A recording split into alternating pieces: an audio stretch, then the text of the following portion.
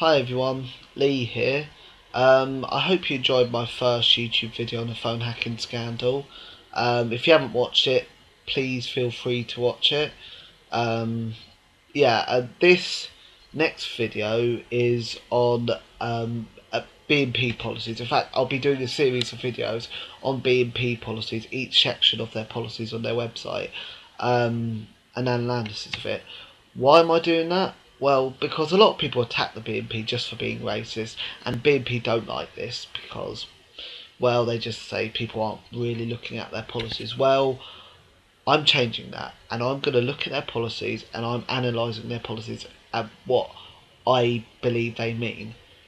Some I won't be able to interpret because they're quite vague, but I'll do my best. And like I said, I'm hoping for open and honest debate with anyone from any political spectrum, including, BNP members and BNP supporters. I don't just want just hatred towards me. I want an open debate about the policies. If I know I will get some idiots on here, but oh well. Right, so let's go for the first one on crime and justice. Right, free the police and courts from their politically correct straitjacket, which is stopping them doing their jobs properly. I don't know what they mean by this. What, they can't arrest someone because they're Muslim? Is that what they mean by this?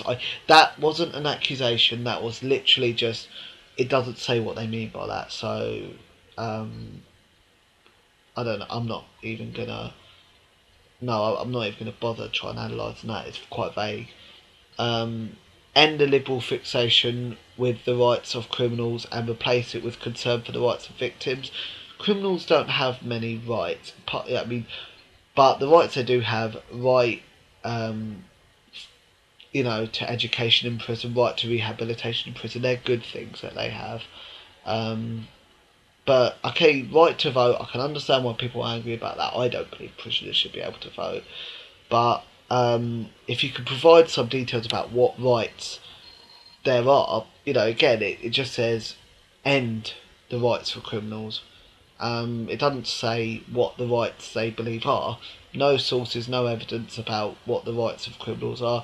If anyone could provide me with evidence of what rights criminals have, then I'd much appreciate it. But as far as I'm concerned, they don't have many rights that aren't justifiable, apart from you can't justify votes for prisoners in my opinion. Right, so reintroduce corporal punishment for petty criminals and vandals. Put them in the stocks, essentially. Don't rehabilitate them, just beat them. That's what it said essentially is. They're gonna learn from being beaten, apparently, not actually by, being rehabilitated, being made a better person. No, they're gonna learn from a few beatings. Yeah. Well, I'm sorry, we've moved on. Reason people commit crimes are quite complicated, so that's a pretty pathetic policy in my opinion. Restore capital punishment for paedophiles, terrorists and murderers. Now, capital punishment's quite, it's quite a interesting issue because some people like it, some people don't. People split this country on this issue. Personally, I don't believe in capital punishment. I don't believe it's a good deterrent. Yes, people don't want to die, they really don't, and everyone wants to live and everything. No one wants to die, and so maybe it put people off. But actually, if you make them live and then suffer with what they've done, and actually really punish them in prison, and just make them they'll relive the guilt every day of what they've done. I think personally they're suffering more, and that's more of a punishment. That sounds quite harsh, but that's what I believe. I believe that's much more of a punishment. And I don't know what the success deterrent rate is for capital punishment. If anyone can provide me, I know I'm not fully prepared on this, but I don't believe it works. And actually, America has very high crime rate, and they have capital punishment. So I personally don't believe it works. BNP recognises that decades of social welfare dependence, encouraged by disastrous Labour and Tory policies, which is a primary cause of social delinquency. No source of evidence there. This is on the website. No sources there. Apparent must be brought to an end. So being on welfare means you cause crime, and anyone on welfare is on welfare because they're sponging off the government. Essentially, attacking anyone trying to claim benefits. That's what it's doing. I'm not, again, that's pretty, that's not really looking at details why people claim benefits. And there are people who cheat the system and they should be, not given benefits, but there are a lot that genuinely need it for different reasons. And so that's a bit of a stupid policy. Again, introduce system of workfare for those in unemployment benefit, so they basically compulsory work for 6 months. That sounds good, that sounds like right, they're getting back into work, but what if it's work they're not good at? What if it's work that they're put into work that they really hate and they really despise? Why can't you, help them find work that actually, pushes through their talents? That's what you've got to do, not just 6 months compulsory work. You have to do this work because, you just have to. You don't have a choice in what work you do. Sounds a bit, fascist there, but anyway, sorry, right. This is quite an interesting one. The socialist building block housing concrete monstrosities which blight our urban areas and which are the breeding ground for delinquency and crime will be torn down and replaced with decent housing which encourages a stable family unit. Essentially saying people that live on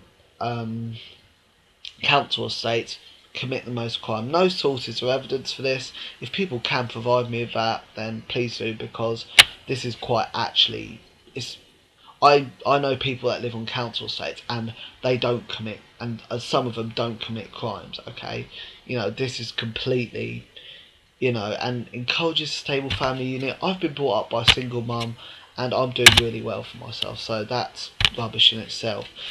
Just because you've got a mum and dad unmarried doesn't make you any more likely to not commit crime than having been brought up by a single parent. I've been brought up by a single parent and I've been fine with that. I'm a good person. So non-indigenous crime will be dealt with in terms of BNP immigration and identity policy, basically saying anyone that's not white, British, Christian will be deported even if they're born here, and even if they're black and they're born here, or they're Muslim they're born here.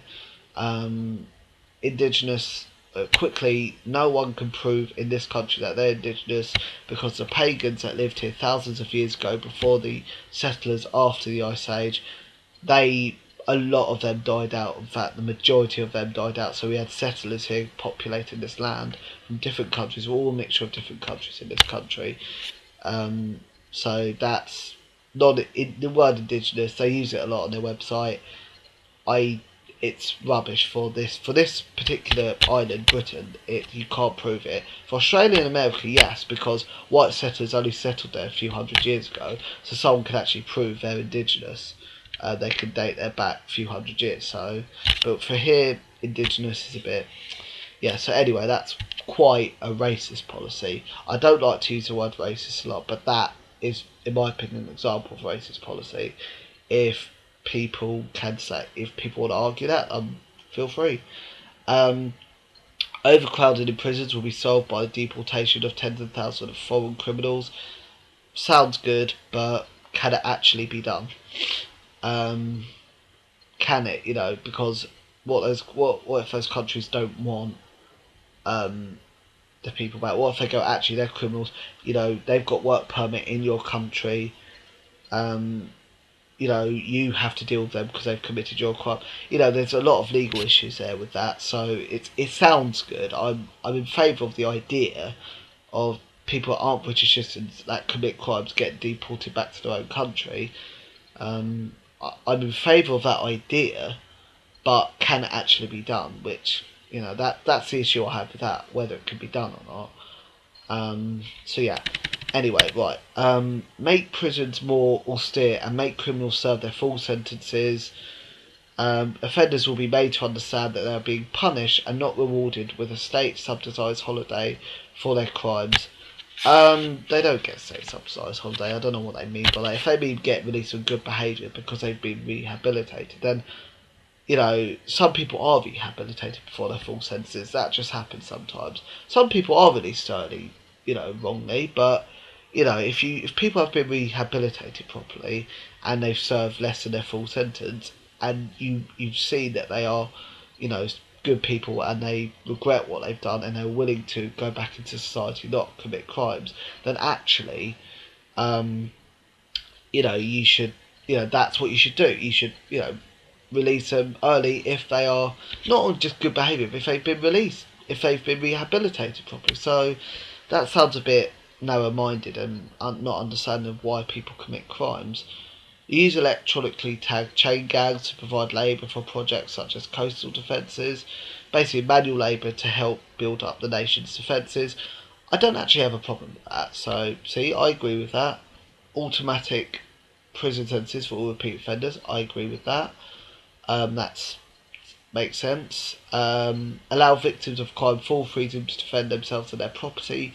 Not sure about that, because what if they murder a burglar? Well, I mean, they're defending their property, but if they just stab someone in the back when they've broken into their home, then have they murdered them? There's very sticky legal ground there.